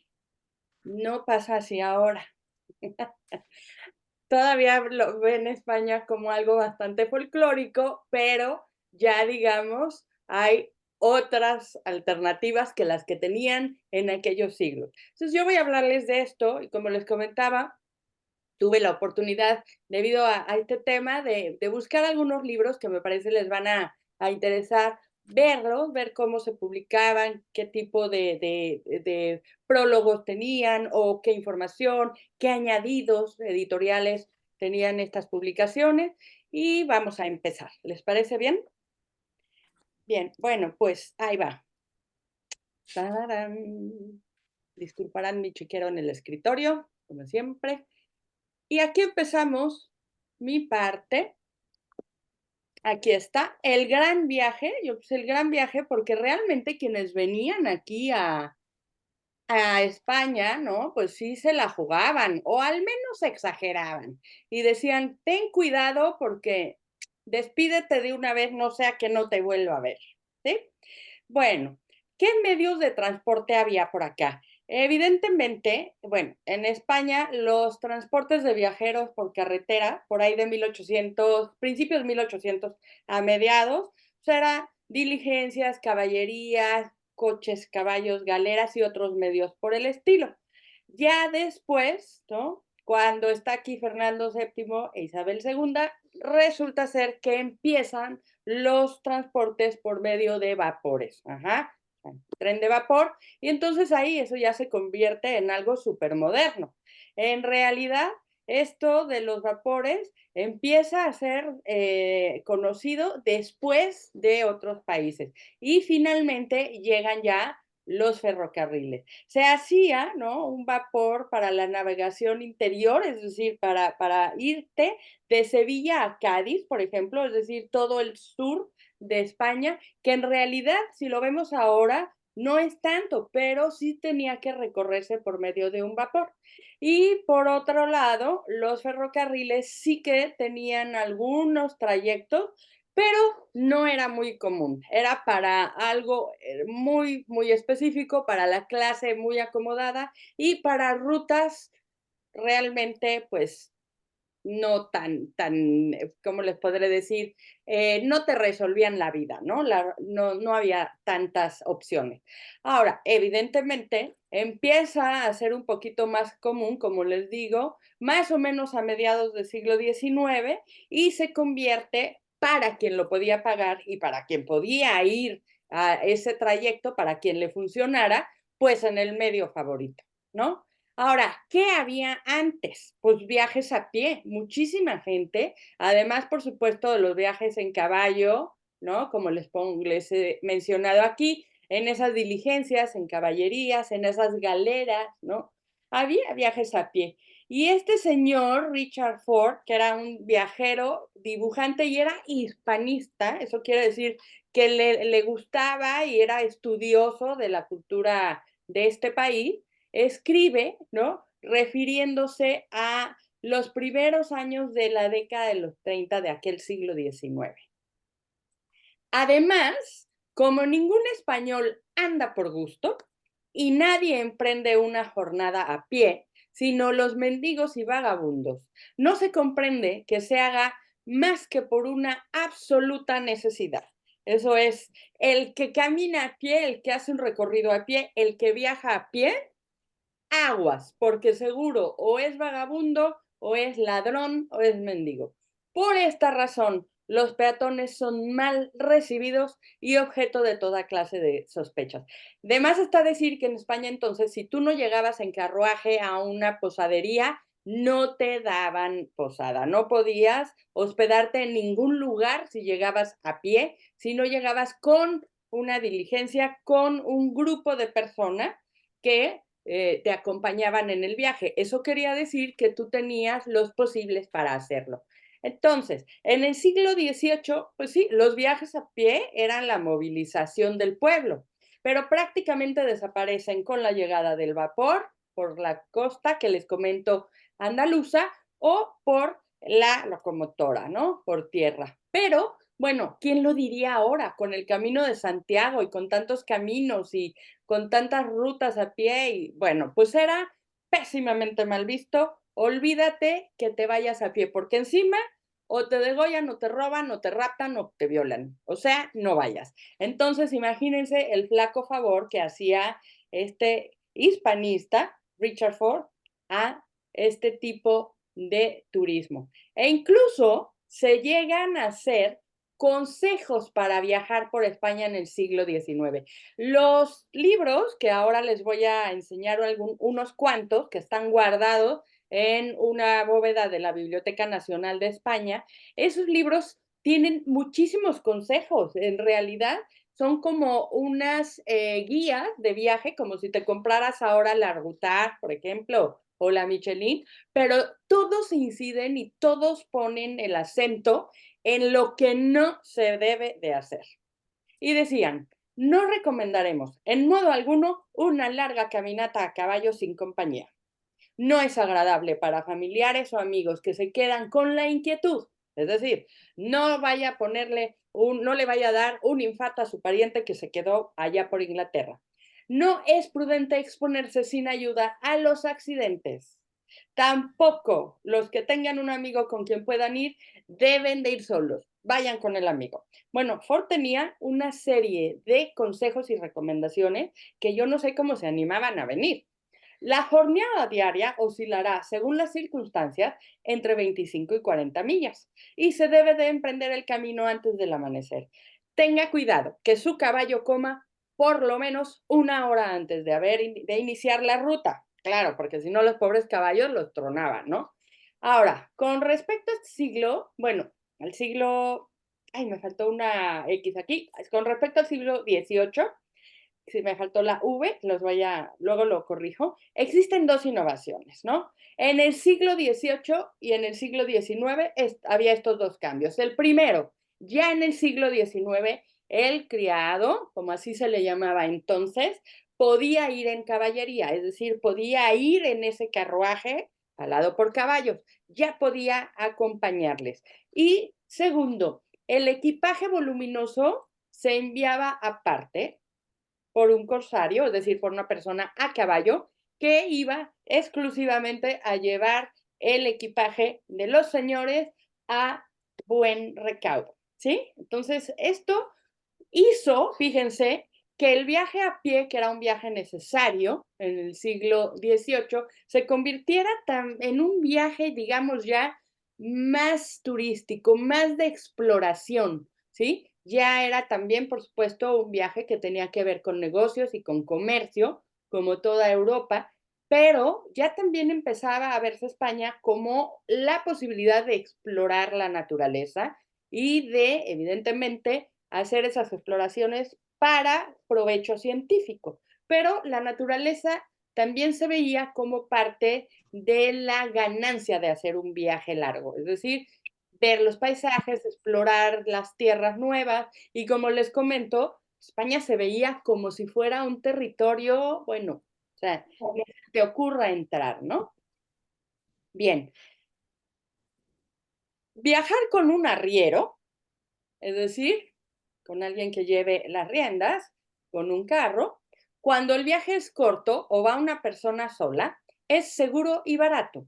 Además, muchos de los rincones más pintorescos del país, y mencionan a Ronda y Granada, por ejemplo, difícilmente pueden visitarse sino a pie o a caballo. ¿Por qué creen ustedes? Bueno, por la situación orográfica de estos dos lugares, ¿no? Si alguien los ha visitado, saben que están en montañas, en montes, en subidas. Estos hombres que están siempre por las A carreteras ver, y abajo, bueno, Marta, por favor, los micrófonos, Marta, Maciel, y quien los tenga abiertos, porque primero me distraen y segundo meten ruido. Estos hombres que están siempre por las carreteras arriba y abajo son las personas que pueden proporcionar más lujo de detalles de sus animales, etcétera, etcétera. Entonces, otra de las cosas que sucedía es que quien acompañaba en el viaje se convertía en algo que no existía hasta entonces, un guía turístico, ¿sí? Es decir, lo que sucede en el siglo XVIII aquí, que es viaja por necesidad, viaja a pie o viaja a caballo, eres más bien una persona comerciante o que se dedica al comercio, va paulatinamente pasando y convirtiéndose a, también existen viajes de placer, también existen viajes para disfrutar de la naturaleza, para observar nuevos paisajes, se crean, ¿no?, diferentes alternativas, tanto de transporte como de acompañamiento, y por último, nace esa figura como de guía turística. Eso está increíble, ¿no? Bueno, aquí tenemos, son fotografías originales, pues escritores viajeros que además tomaban estas imágenes para acompañar sus textos, ¿no? Andaban muchísimas leguas, fíjense cómo se podían ir, aquí va, ¿no? Ya la carreta con todos los caballos, porque se dispersaban, unos iban adelante, otros llevaban las maletas, ¿sí? Etcétera, etcétera. Se tiene constancia de que el arriero español, es decir, el que dirigía por ejemplo, de adelante en la fotografía de arriba, el que podemos ver vestido de blanco, se denomina, perdón, como un arriero, ¿sí? Y se tiene constancia que eran buenos, que eran hombres agradables, inteligentes, activos, sufridos. ¿Por qué? Porque resistían todo. Ellos iban primero que nadie y eran los que resistían hambre, sed, frío, sueño, polvo, etcétera, etcétera.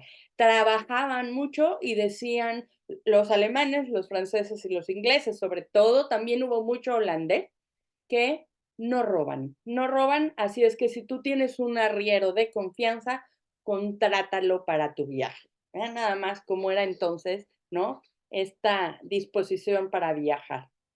Bien, vamos a pasar al libro de viaje en el siglo XIX. El libro, ya sabemos que como un objeto, ¿no? Un objeto es muy preciado porque además de la información que contiene, se nota, se ve, se percibe, ¿no?, lo que en esa época se utilizaba para crearlo. Entonces, hay libros que estéticamente son bellísimos de esta época del siglo XIX, y es cuando empiezan todos estos viajeros europeos a venir a la península y transforman el viaje en una experiencia personal, ¿sí? Todas las descripciones que antes se hacían, que era como muy científico, la observación, se cambia, se modifica por una experiencia subjetiva. ¿A dónde quiero ir? ¿Con quién organizo mi viaje? ¿Qué es lo más estético, no? A lo que a mí me gustaría involucrarme, qué lugares me recomiendan, y lo sentimental, ¿no? Hago un viaje prácticamente de placer porque estoy buscando algo personal en ese viaje, ¿sí? Bueno, como bien dijo Guillermo von Humboldt, hizo muchos escritos sobre los viajes, y esta frase de él me fascina: viajar conservando siempre una visión rigurosa y a la vez exaltada del mundo, ¿sí? Bueno, evidentemente entonces con este tipo de viajes, con este tipo ya de inmersiones al territorio, que no nada más tenían que ver con lo comercial, pues se impone ya un nuevo concepto. Los sentimientos ganan espacio, lo subjetivo, lo que te gusta, lo estético, el paisaje, el recorrer poco a poco la tierra, es lo que prima. El viaje ya es entonces una experiencia personal. Es más o menos parecido a lo que hacemos ahora cuando viajamos. Nos convertimos en exploradores buscando libertad, retornamos a la naturaleza, queremos ver cómo se vive en otras ciudades, ¿sí? El viajero de este siglo va a intentar encontrar esas experiencias en lugares apartados y en lugares que nada tienen que ver con su sitio de origen o con su país de origen, ¿no? Entonces, eso aunado con que había también nuevos ideales estéticos, por ejemplo, lo que les comento de Granada, con toda esa historia y toda esa herencia árabe, se va convirtiendo en algo fuera de lo común. Hacen el viaje hasta acá, toman todas las recomendaciones que les hacen Ford y sus amigos, pero lo hacen y son capaces de entender que viajar es también una aventura. Ya esa concepción del viaje aquí a España es, como les digo, mucho más cercana a lo que nosotros podemos también concebir. Bien, se decía de España, en el país de lo inesperado, donde la excepción es regla, ¿sí? Bueno, todos los conocedores de esta cultura popular que vienen aquí a España dicen, además voy a escribirlo todo, porque es un tipo de viaje que solo unos cuantos nos atrevemos a hacer. Entonces, hay estos libros, existen estos libros, ¿no? Que empiezan a romper con la idea estereotipada de España, ¿no? De que es un territorio donde quién sabe si salgas vivo, donde todo el mundo está durmiendo al sol, donde todo el mundo está en la taberna tomando, y se dan cuenta, ¿no? Gracias a estos viajeros se dan cuenta de que España es también otra cosa, que España es también cultura, que España es también comercio, que España es también riqueza, que España es también arte, etcétera, etcétera. Es gracias a ellos, ¿sí? Bueno, aquí tenemos a algunos de los que escriben acerca de estos viajes en la península. ¿Y qué pasaba en la península? Venían, ya sabemos que venían y a qué venían, pero ¿qué sucedía? Bueno, dentro de España había una etapa de convulsión, decadencia, ¿sí? Y ya se sabía fuera de sus fronteras. Entonces, existen, por supuesto, autores españoles, ¿no? Que defienden venir aquí y que defienden que aún con esa época convulsa, vale toda la pena venir a España. ¿Y quiénes son esos escritores? Seguramente les sonará algún nombre: Sinesio Delgado, Pedro Antonio de Alarcón, Emilio Castelar, Ramón Mesonero, Ángel Ganivet o alguien muy famosa para las letras, muy conocida, muy nombrada porque es muy renombrada, Emilia Pardo Bazán. Ella es de las mujeres, de las pocas mujeres que se dignó a salir de la literatura, vamos a ponerle banal, y dice, yo voy a escribir también sobre lo que es España,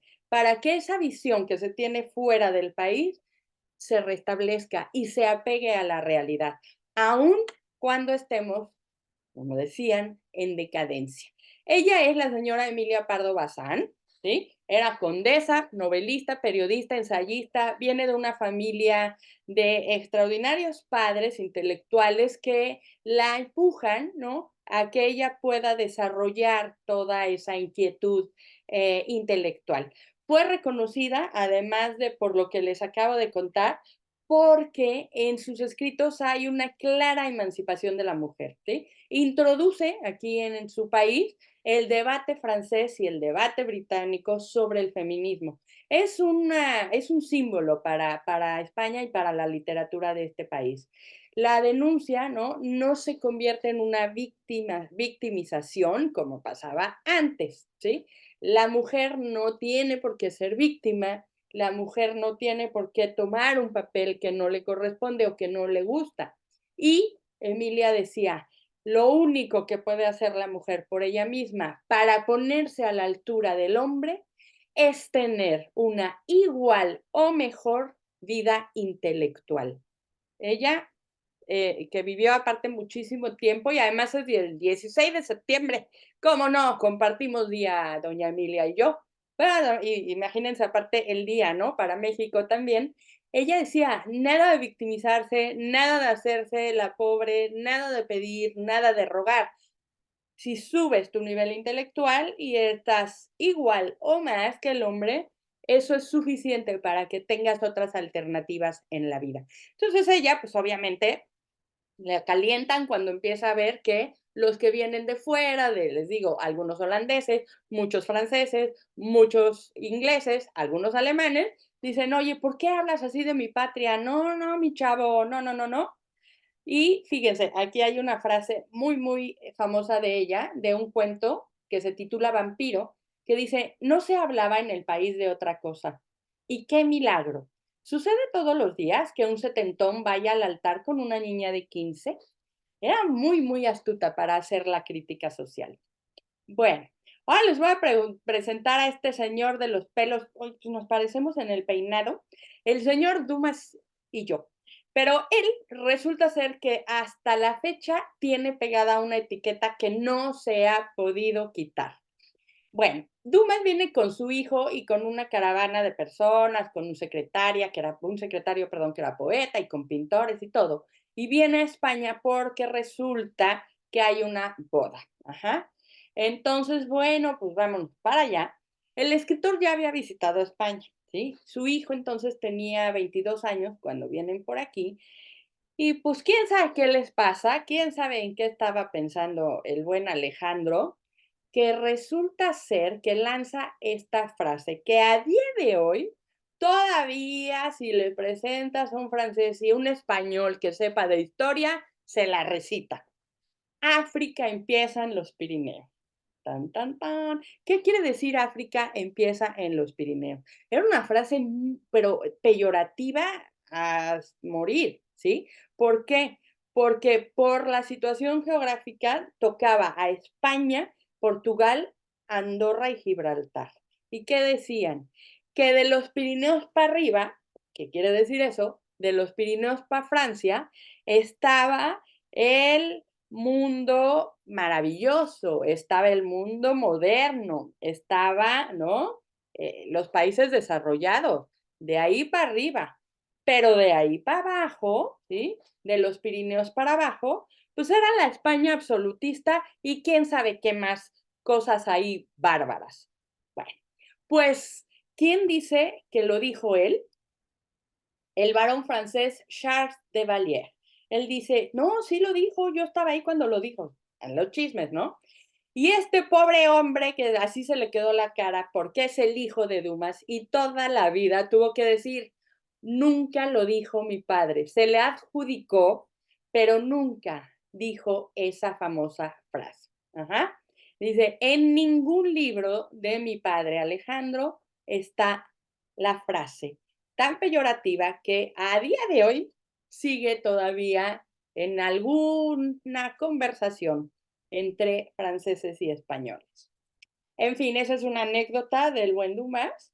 Y aquí les presento algunos de los libros que estuve viendo, revisando, que están, les digo, guardados, custodiados en la Biblioteca Nacional de España. Me voy a ir con algunos, ¿sí?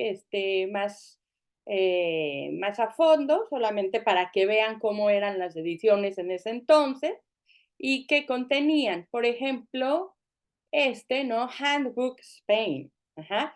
Y este estaba padre, ¿eh? Era una guía que pues yo sí la hubiera comprado, porque fíjense, acá tiene, ¿no? Tenía todo lo que eran porque se puso verde, espérenme. Ahí está. Tenían las medidas, las monedas, qué tienes que saber antes de viajar. Pues no había Google, entonces te metías y aquí en tu librito tenías toda la información, tenías un mapa y tenías, por supuesto, ¿no? Toda la información útil y práctica para los viajeros del siglo XIX. Este también está increíble, ¿eh? Fíjense. También de entonces, ¿no? Fíjese.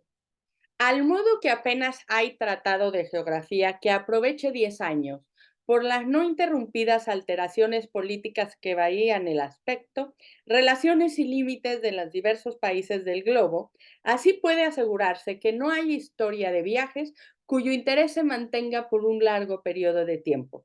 Las novedades que un viajero añade a las descripciones del que le precedió inutilizan las fatigas de este y arrinconan su libro hasta que otro observador, más atrevido o más profundo, suple a su vez las omisiones del anterior.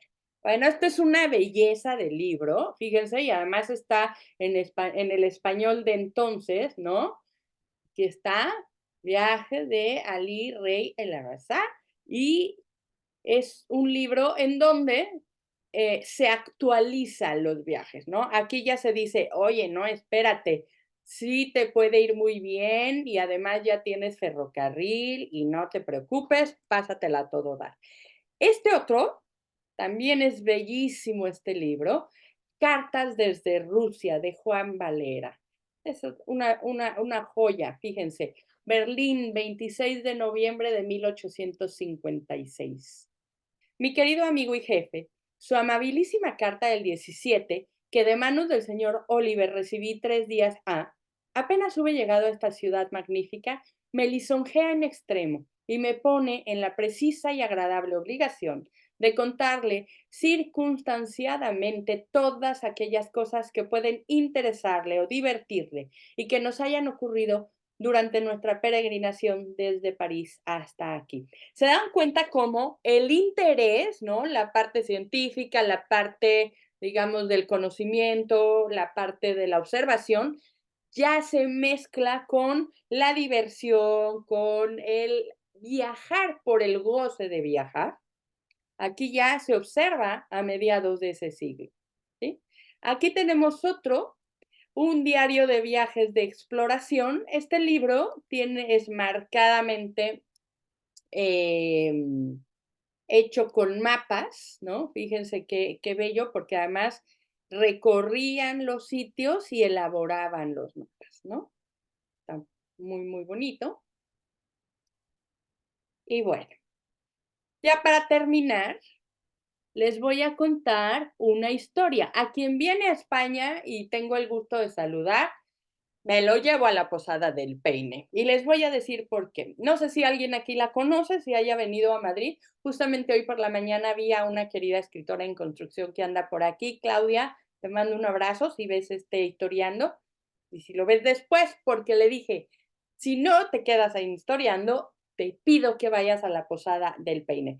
Esta posada comienza por allá del año 1610, o sea, imagínense, siglo XVII, cuando Madrid era una ciudad de paz. ¿Quién era su dueño entonces? Juan Posadas. De ahí también, después de este dueño, es que los sitios donde se daba posada y los posaderos, ¿no? Se empezaron a nombrar así, gracias en parte a este dueño, Juan Posadas. Él abrió un negocio familiar de la calle Vicario Viejo. Es ahora Pontejos, ¿no? Y está a 50 metros de llegar a uno de los arcos que cruzando se encuentra uno en la Plaza Mayor de Madrid. O sea, está en pleno centro, a metros de la Plaza Mayor.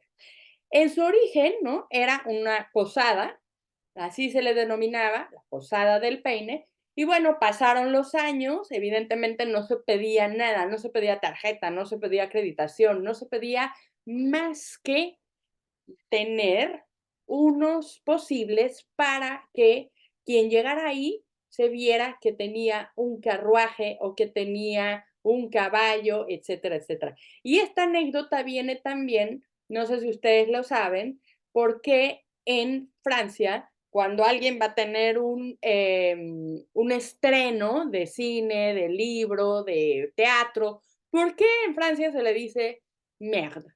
Beaucoup de merde, mucha mierda. ¿Por qué te dicen eso? ¿Saben por qué? ¿No? Bueno, pues porque mientras más caca de caballo había en la puerta del teatro, del restaurante, en este caso del hotel, de lo que ustedes quieran, más gente había adentro, ¿verdad? Entonces, que haya mucha mierda. Quiere decir que hay muchos carruajes, quiere decir que hay muchos invitados, que hay muchos clientes, que hay muchos espectadores ahí. Entonces, ¿qué pedía la Posada del Peine? Únicamente que vinieras con carruaje o con caballo. Uno, para demostrar que era un sitio afamado y que era un sitio al que le iba muy bien. Dos, con la caca que dejaban los caballos, hay gente, hay movimiento, hay clientela. Y dos, no vengas a pie porque no te abro la puerta. Ya sabemos que, ¿no? En esta Posada del Peine, por su situación estratégica, ya estamos en el barrio de los Austrias, que es la parte de Madrid donde vivía la aristocracia, ¿no? Estaba al lado de donde la realeza habitaba, entonces está la Plaza Mayor, los Austrias, y casi pegando la Posada del Peine, ¿no? ¿Qué sucedía entonces? Que bueno, tuvo unas transformaciones, acaba por venderse a una relojería que está a unos pasos de ahí, que sigue siendo una relojería en Madrid, de las más famosas y evidentemente de las más antiguas de esta ciudad, y de pronto lo retoman les voy a enseñar las fotos para que vean qué belleza de lugar. Aquí lo tenemos. Bueno, otra cosa también interesante para cuando vengan y los lleve, o si no estoy, y ustedes sí, no coincidimos, pero vayan a verla. A finales del siglo XVIII, cuando los hermanos Espino, que son los siguientes en hacerse cargo de la posada, amplían, ¿no? Hacen unas ampliaciones, amplían todo lo que son las habitaciones, etcétera, etcétera, y en esa remodelación colocan un reloj para rememorar el descubrimiento de América. Hoy, si ustedes ven la fachada, solamente van a ver el hueco de esa esfera del reloj, ¿sí? Pero tiene esa historia también. Como les digo, después pasó a ser de la relojería Giro y hasta 2006 vuelve a ser un hotel. Estuvo cerrado muchísimos años, muchísimos. Evidentemente es un edificio protegido por la Comunidad de Madrid, ¿no? Por su belleza, y hasta 2006 vuelve a ser la Posada del Peine. Hoy es un hotel. ¿Y por qué del Peine?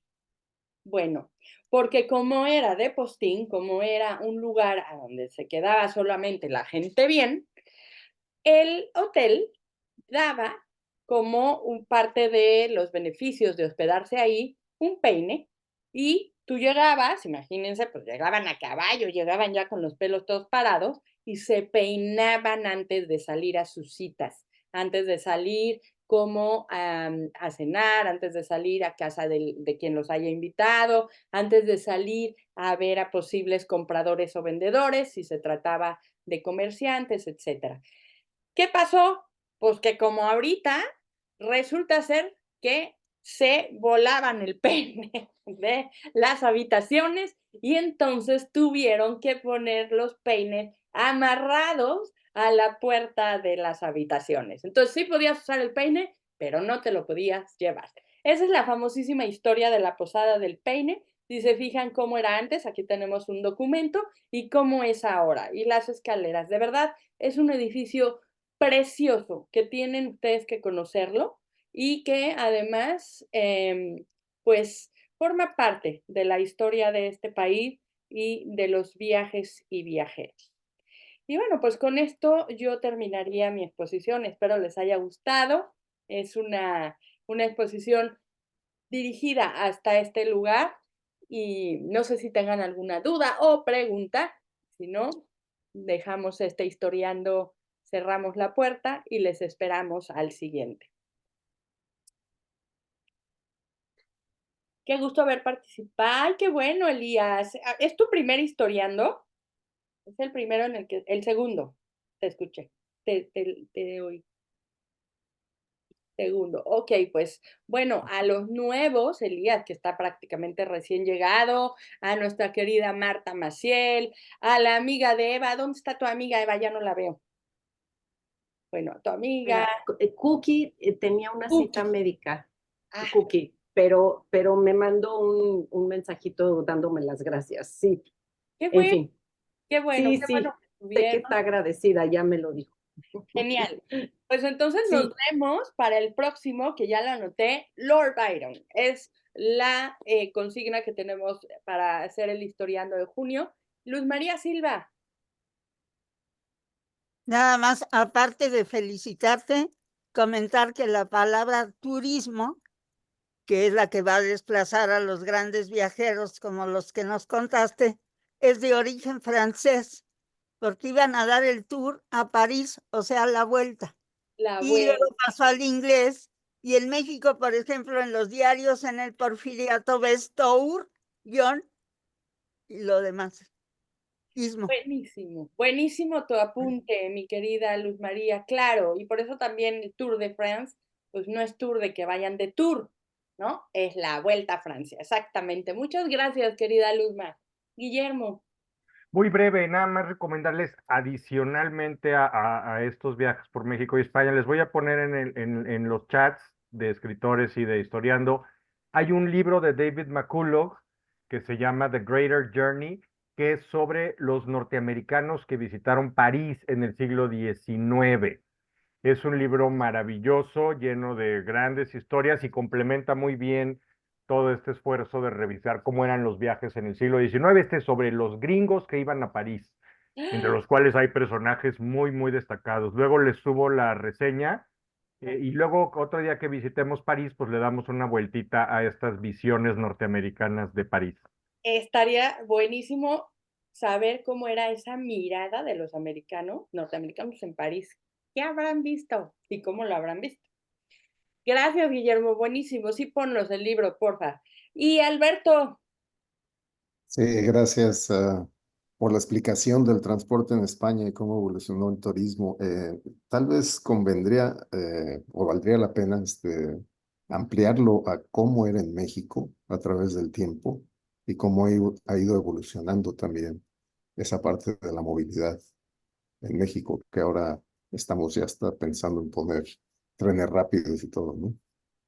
Pues sí, puede ser un buen tema la movilidad, ¿no? Bueno, yo hace tengo 50, como 30 años me subí a un tren en México y como al día siguiente llegué a San Miguel Allende, más o menos.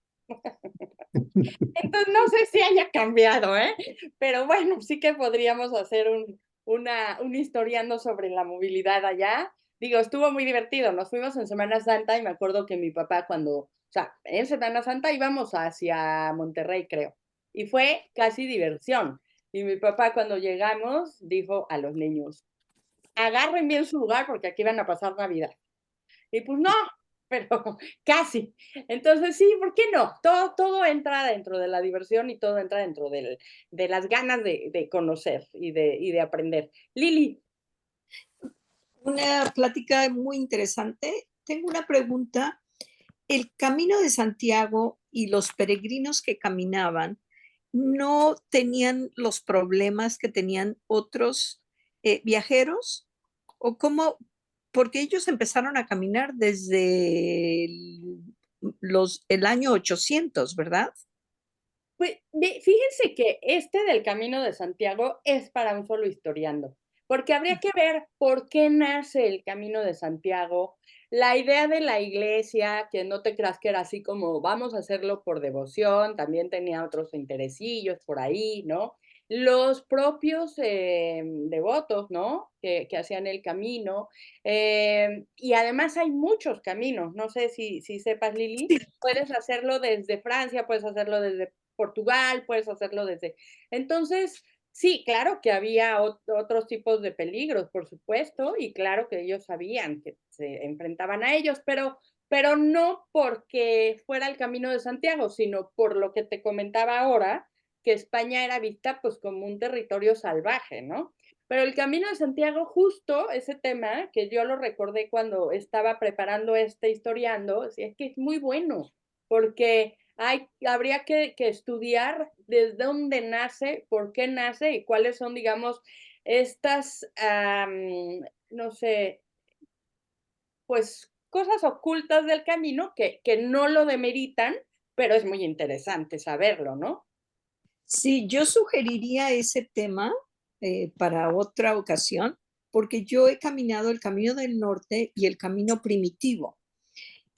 Y también hice otro camino donde empecé en Francia, pero no tengo el contexto de la historia.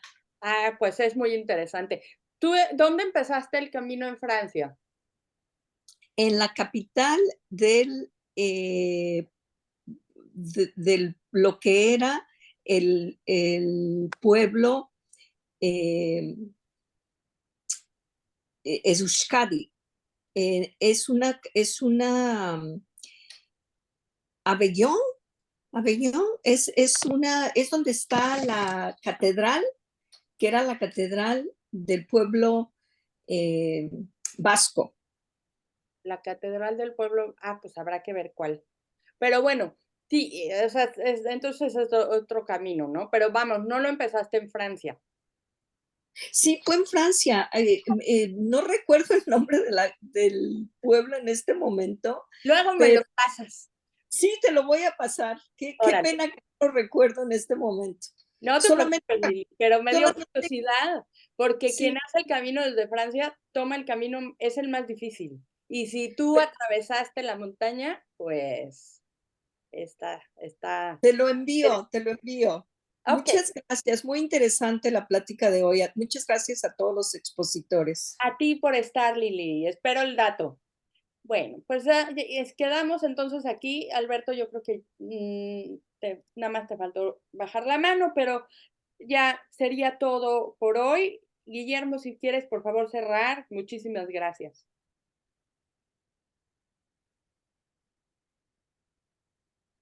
¿No sería Saint-Pierre-de-Port, el lugar donde empezó en Francia? ¿Perdón? ¿No sería en Saint-Pierre-de-Port? Pues es que ese es el punto de partida. Ajá. Ese es el punto de partida si tomas el camino francés de manera rigurosa, ¿no? Exacto. Así es. Pero vamos a ver, a lo mejor, porque puedes también tomarlo desde otro punto, pero Saint-Pierre-de-Port es, digamos, el kilómetro cero si quieres hacerlo desde Francia tal cual, ¿no? Así es, mi querido Alberto. Bueno, pues muchas gracias a todos, gracias a todas. Gracias Nos vemos a ustedes. entiendo que será el último lunes de junio, ¿verdad, Esperanza? Sí, luego vemos muy la bien. fecha. ¿Sí? Bueno, Como échenle un siempre, ojito a Lord Byron. Gracias, nos vemos pronto. Muchas gracias, de A verdad. ustedes por estar. Bye. Gracias. Gracias. Gracias.